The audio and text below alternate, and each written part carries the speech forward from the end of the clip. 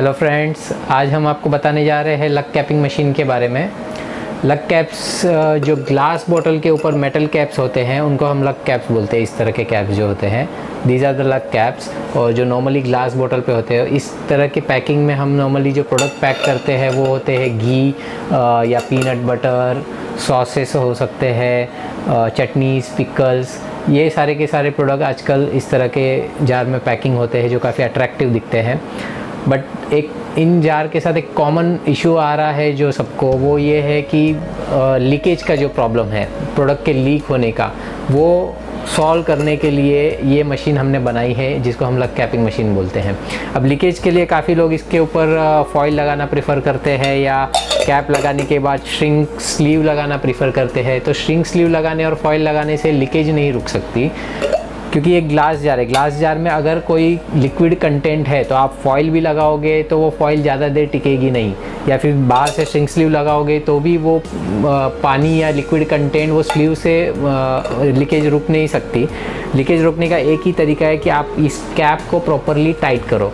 हालांकि ये कैप आप बोलेंगे ये तो मैन्युअली भी टाइट हो जाता है, इस तरह से किया मैंने टाइट हो गया। बट जब आप रोज़ के सैकड़ों हज़ारों कैप्स टाइट करने हो और आप हाथ से टाइट करोगे तो you will not gate consistency. मतलब हर बार हर एक कैप सेम प्रोपोर्शन में टाइट होगा, इसकी कोई अश्योरिटी नहीं है।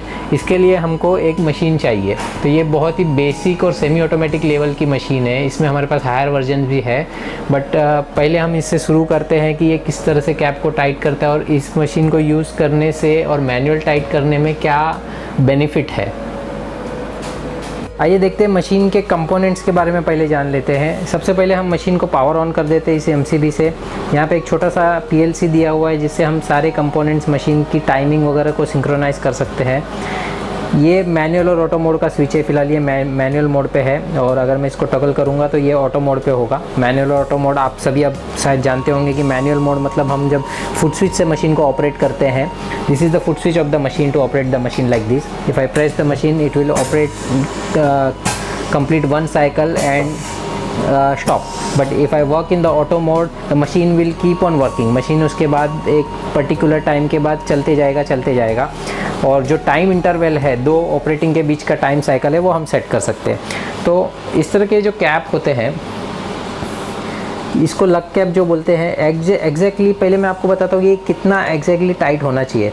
अगर आप इस कैप के ऊपर ये जो धारियाँ देख रहे हैं, जो इसकी ये एजेस है, और ये कैप के बीच में ये जो क्लीट्स दिए हुए या जो भी आप बोलेंगे इसको लॉक जो दिया हुआ है, ये लॉक इस धारी के ऊपर चढ़ना चाहिए और इसके ऊपर ये टाइट हो जाता है इस तरह से।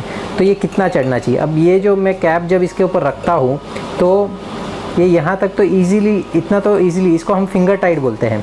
मतलब कैप मैंने कोई भी पोजीशन पे रख दिया and I am rotating slightly normal without any pressure, this is finger tight. इसके आगे अब अगर मुझे कैप को मूव करना है तो मुझे प्रेशर चाहिए, तो this is called as finger tight. तो यहाँ पे इतना काम हमको मैन्युअली हाथ से करना होगा क्योंकि ये सेमी मशीन है। तो यहाँ तक हमने कैप को हाथ से घुमा दिया। उसके बाद जब हम मशीन में रखेंगे तो मशीन उसको एक फ़िक्स लेंथ तक और टाइट करेगी। तो वो फिक्स लेंथ क्या होनी चाहिए। जब हम फिंगर टाइट करते हैं तो ये जो क्लीट्स है वो इसके थ्रेड में यहाँ तक पहुँच जाता है, इंटर हो जाता है। लेकिन टाइट, तो ये जो थ्रेड है टाइट कब माना जाएगा, जब ये क्लीट्स इसके एटलीस्ट हाफ तक पहुंच जाएगा तो वो कैप टाइट माना जाएगा। अगर आप देखेंगे ध्यान से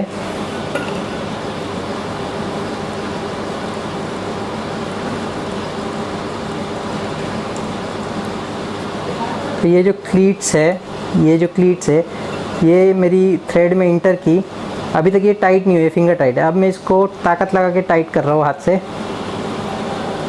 अब ये फुल्ली टाइट होगी। तो जो क्लीट्स की पोजीशन है वो थ्रेड के हाफ तक पहुंच गई है। इस तरह से ये कैप अब प्रॉपर टाइट है। तो इसको खोलने के लिए भी थोड़ा सा प्रेशर लगता है।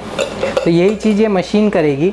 हाथ से करने में और मशीन में करने में मैं आपको फ़र्क समझा चुका हूँ। हाथ से हम एक तरह की कंसिस्टेंसी नहीं अचीव कर सकते, इसके लिए हम मशीन का यूज़ करते हैं। अब ये हमने कुछ लिक्विड भर दिया है इस मशीन बॉटल के अंदर, और हम इस पे कैप एक रख दे रहे हैं और मैं इसको फिंगर टाइट कर दे रहा हूँ।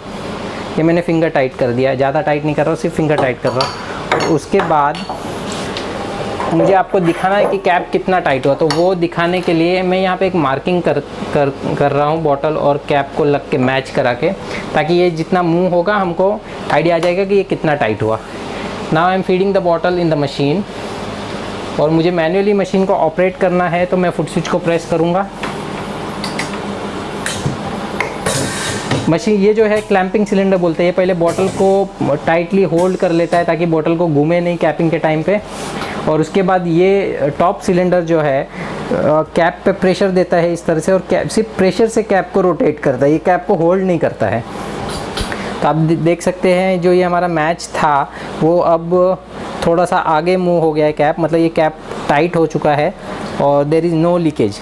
जैसा कि मैंने बोला कि ये सिर्फ कैप के ऊपर प्रेस करता है, उसको होल्ड नहीं करता ये जो बेस है, तो इसके लिए इसमें किसी भी चेंज पार्ट की ज़रूरत नहीं है। इवन द कैप इतने बड़े हो तो भी इट कैन अकोमोडेट, छोटे हो तो भी इट कैन अकोमोडेट। और जो सारी असेंबली हमने बनाई हुई है, द क्लैंपिंग सिलेंडर हो या ये जो सामने का वीक बॉटल गाइड है, ये सारी हमने अप डाउन और लेफ़्ट राइट मूव करने की सेटिंग दी हुई है। इसमें भी हमारा अप डाउन और लेफ़्ट राइट, आप इसको अप डाउन भी कर सकते हैं, ताकि छोटी से छोटी बोतल से लेकर बड़ी से बड़ी बोतल तक भी ये मशीन में हम कैपिंग कर सके। इस तरह से मशीन के स्ट्रक्चर को बनाया है।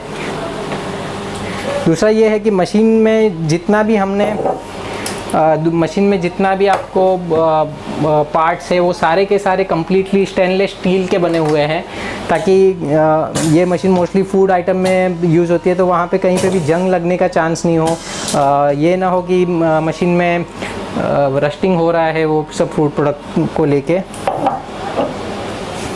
इसके लिए हमने पूरा स्टेनलेस स्टील में मशीन को बनाया है। मशीन पूरी न्यूमेटिक है, तो आपको इसको ऑपरेट करने के लिए जो भी है न्यूमेटिक सिलेंडर्स लगे हुए हैं, उसके लिए एक आपको एयर कंप्रेसर की ज़रूरत होगी, उसके बाद ही मशीन ऑपरेट होगा। तो आप रिज़ल्ट देख सकते हैं दोनों के, जो अभी मैंने बॉटल टाइट्स की है।